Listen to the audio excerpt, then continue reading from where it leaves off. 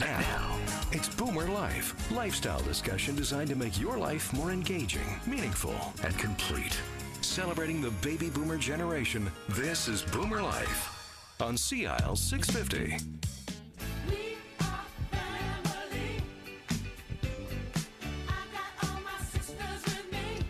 Well, there's Sister Sledge, and we are family. And good morning, and welcome to Boomer Life here on CIL 650 as we talk about retirement living with our friends from ShannopnOaks in Vancouver and Victoria. That's Jillian right. Fullerton is back with us. Good morning. Good morning. Good to be here, Sterling. It's nice to have you back with us. Now, you were over at ShannopnOaks in Victoria in Oak Bay just a couple of weeks ago, I was, saying hello to indeed. Leo and Alyssa and the gang over there. Yeah. Tell us a little bit about ShannopnOaks Victoria first, and then we'll get you to tell us more about ShannopnOaks Vancouver. ShannopnOaks Victoria is a lovely, lovely location. It's very similar. It's like a sister to ShannopnOaks Vancouver, the same sort of warmth and feeling you've got to it as you walk in. It's got just under 100 suites in it. One bedrooms, one bedroom den, two bedrooms. It's got a wonderful recreation person. It's got amazing restaurant manager. Michael is just wonderful. I mean, you just go there and you're treated like royalty. Well, nice. It's lovely. It's lovely. And it's so well situated right in Oak Bay. You can just go out shopping. There's things all around. And it's just couldn't be more about a little bit of heaven there. Well, you know, I'm already hungry now that you've chatted up the restaurant. It's wonderful. I haven't been over there yet. Yeah. You know, I've been to yeah. ShannopnOaks in Vancouver and visited with you over there, but I must go see Leo and tap him up for lunch in his wonderful restaurant You in Oak Bay. should indeed. Now, tell us more about Vancouver. The piece of real estate that ShannopnOaks Vancouver sits on has been part of Baptist housing now for over 50 years. That's right. That's right. And we had how our long- 50th last year. And how long has the actual ShannopnOaks complex in Vancouver been around? ShannopnOaks has been around, was built in 2001. Okay.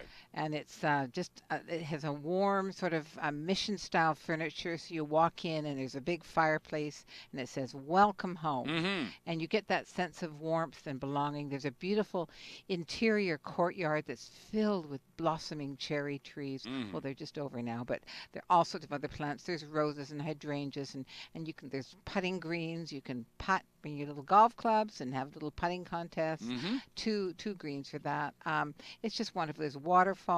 It's a little bit of heaven there too. All right, and part of why we're here today talking about retirement living is the fact that there's a little bit of confusion surrounding retirement living, Jillian, in terms of how it gets described to, well, us boomers when we're out there trying to do the best for mom and dad and help them with the next phase of their lives. So we do a lot of the legwork and a lot of the homework on behalf of our parents. And as we try to learn a little bit more about what retirement living in 2015 is all about, and boy, is it ever different than certainly what our parents remember it to be. Yes.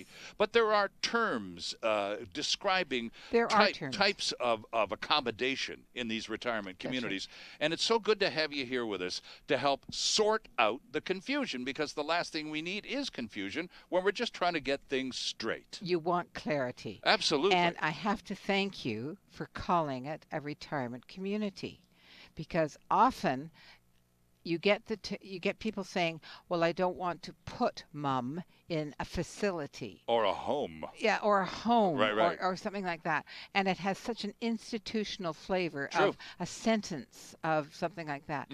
Come and see a retirement community. Right. Come and see ShannopnOaks. It's warm, it's inviting, it's just luxury living, luxury in the sense of warmth and sense of services that are given to you, friendliness, people your own age, about your own age, sure. People with same history, same, background as you do, that you get a sense that you've just started a new lease on life. And I think another thing that I found when I visited ShannopnOaks, I was impressed with the staff and how long some of those staff members have been there. This is another part of the consistency that makes ShannopnOaks so darn attractive. Their people have been there for a long time, and they're not going anywhere. No, not just the residents, but the staff. Absolutely, right. yeah. And we call it a team.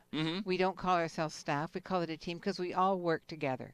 If Sharon, our recreation director, needs some help, I'll roll up my sleeves and be right there with her. Right. We all work together to sort of make things happen to the benefit of our residents. All right, now let's sort out some of the confusion here. Sure. For ShannopnOaks in East Vancouver, Yeah. Near 49th and Waverly. Elliott, but it's across the street. It's in Killarney Secondary's neighborhood. It's right in that Correct. part of Vancouver. So is that now this is an independent living community? Have I got that part right? That's correct. It's also sometimes called, more or less by government, supportive housing. Okay. And what they mean by that, it's independent. So the supports are there to keep you independent longer. The supports are meals, nutritious, healthy meals that you share with other residents. You get the social interaction. Right. You get healthy meals. You get your housework done, so your apartment is vacuumed and dusted and cleaned weekly. You get a 24-hour emergency response. So if you ever do need help, you're not feeling well, you feel a bit dizzy, you're whatever. If you just press the button, you've got a pendant around your neck, hidden beneath your clothes, so nobody can tell you're wearing one, but Sure. it's right there. You press it, and a person is right there. We respond immediately, 24/7, to see what your concern is. And that alone, that feature alone, because when we go out, when we boomers go out to do the legwork and the homework to find out about these retirement communities for mom and dad, one of the main drivers for us boomers is the desire to see mom and dad safe. Yes. And happy. In an environment, absolutely. Yeah. But in an environment where, as you just said, if something just goes wrong for whatever reason, and things do, you're covered off, you press the button, and you've got backup right there. That's right. And that is so important. It absolutely because is. You can fall. I mean, we had one wonderful resident move in, maybe 6 months ago, maybe longer than that. But she was independent, fine, going out for this and doing all that. And she did not wear her pendant. Oh. And she happened to trip over something in her apartment one day and fell. And, those are the kinds of things you just go, oh, why couldn't she just have put it under her blouse and just had it there? Right. But we respond because she did not come down for breakfast. Okay. So we're wondering where she was. So we went up and found her. Oh, okay. But you have to wear your pendant. We just encourage it so much. Right. You never know when you're going to fall. She's fine now. She's back up and doing all sorts of things. But those are the kinds of things you want to avoid. Right. And with that pendant system, at least if the person is willing to cooperate and wear the darn thing, it's precisely what it's for. It's their responsibility. It's their choice. So it is choice again. But that pendant, it works even if you're in our garage, if you're out in the courtyard, if you're walking around the block, because we take a whole block. If we know where you are, who you are, and we come to you. Okay, now you used the term supportive housing. Yes. By that would be the way government would define what normally we would think of as independent living. Right? It is called independent living for most of us do call it independent living. Okay, so no, independent living, it is what it sounds like. You're on your own, basically. You come and go as you like. You can have friends over. You can go out to a concert. You can come to the concerts we have. We have concerts. We have all sorts of activities there. But you are independent. So you can continue your own lifestyle. You can invite your friends in for bridge if you want to. Sure. We'll set it up for you. We'll do the whole thing. Right. And if you're still driving when you decide to move to ShannopnOaks, they'll find parking. a spot for you, right? Underground parking, all of that. So it's independent living. What about pet-friendly attitudes? We do have pets there. Okay. We have dogs. We have cats. Now, there's you wouldn't want to bring a pet alligator there, but or perhaps a Great Dane. A Great Dane would be a challenge too, I think. Yeah. But it's pet friendly. Oh, definitely. Okay, because pets are part of your family. Oh, especially if you're on your own and your family has grown up and so you've got your pet and they're very much part of your life. Interesting. So independent living. It's self-explanatory. It is what it sounds to be. Yeah. So the next level of accommodation, to use a word, would be assisted living. That's so correct. What's the difference between independent living and assisted living, Jillian? Assisted living, there you have a certain number of prescribed services.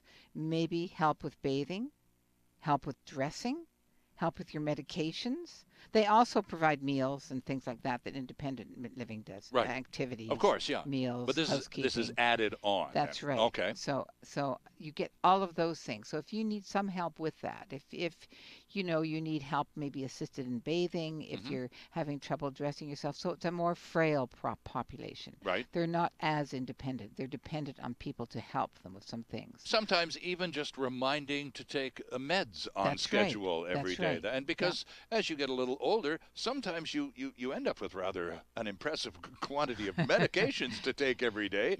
That can be a little confusing. And so some assistance may be required to keep that all on track. So it's 2 o'clock and it's time for this pill. Sure, exactly, Yeah, right. so that's very true. Very Okay, true. so independent living is what it is. Assisted living is when there are a couple of other specific assistances required to otherwise live independently still. That's true. Now, there is government-funded assisted living, and there's also private pay assisted living. Okay.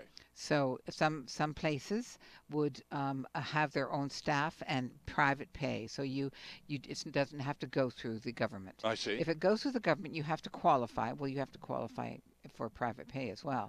So, but you qualify, and they look at certain factors if you are, in fact, assisted living. If you are more than 2 prescribed services, and they sort of group the services together into bundles, and if you require more than 2, then you are the next level. And what's that called? It's called a number of things. Here we go. Complex care. Okay. Residential care.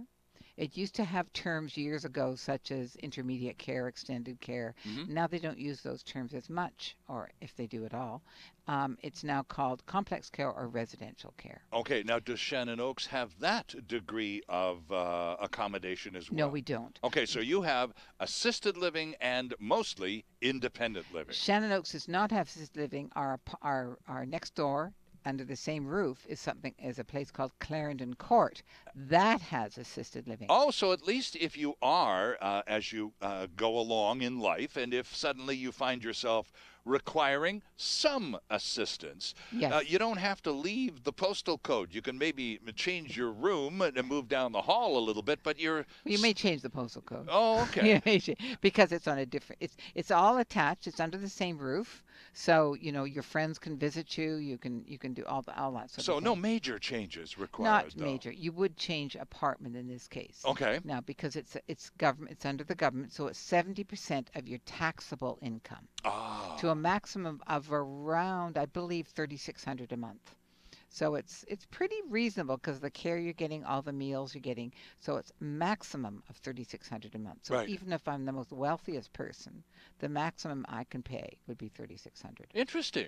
I did not know that. And this is good math to be doing on the radio for us boomers because, that's, I'm sure, because you're the person that a lot of people see when they come to ShannopnOaks, a lot of us boomers. Yes. They end up in your office and you've got the brochures and you end up doing the math and answering the questions. And math is kind of important, especially when you're doing the homework phase. Very important. Kirsten Allenberg also does that. Okay. So I won't get into the detail of what our roles are, but I think that Kirsten does a lot of the marketing a lot of the sales, I would say, at ShannopnOaks.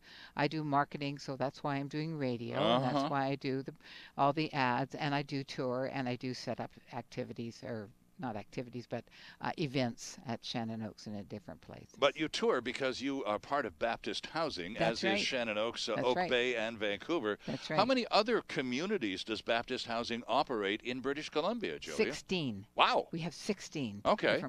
Ranging from a campus of care, so you've got independent living, assisted living, and residential care all in one. Now, that's not in Vancouver. That's in the Okanagan, in Kelowna. Okay, but there are communities where you can go and what do they call it? Aging in place. That's what they call it. That's right. All right. That's a great way to do it. Oh, sure. Yeah, it really is. And you get to know the staff and things like that, so it works out really well. Okay. And you brought up a point earlier, and I think that is really key. It's the staffing. When you're ever going into a place, how happy are the staff? True. How do they interact with the residents? How do the residents interact with them? How long have the staff been there? Is it quite a turnover? I've been in the industry for about 22, 23, I don't forget now, but quite a few years. And I've been into a number of places, and I've seen fast turnovers of staff. So again, and I've seen long-term staff too. Now, the long-term staff may, if they're unionized, it may be because of that, they're long-term. So you've got to look beyond that because they want their seniority in the union. So, but if they're not unionized, how long have the staff been there? That's a good question. Well, it's a great point, again, for those of us boomers who are out there doing the homework. Yeah. I mean, you just ask. I mean, it's not an impolite question when you're kicking the tires and going around and looking at some of these seniors communities to ask whoever your tour guide is. Ask. So what kind of staff turnover do you have here?